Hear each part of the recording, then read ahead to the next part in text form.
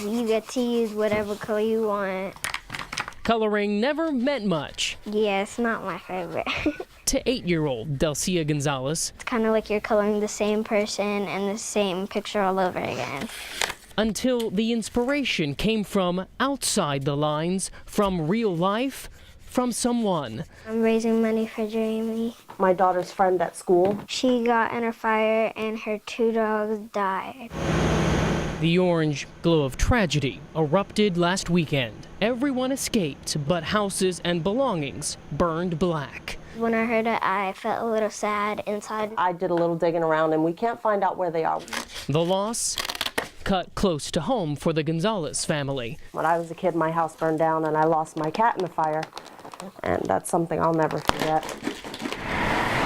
So they went door to door through their Hilltop neighborhood. We have earned $51. Not easy, Green. It was really, really hard just walking everywhere and keeping up. A few of the people said that they didn't believe that it had happened, and But they're not that was okay. giving up. They're making signs, building donation boxes, taking their colorful cause to businesses.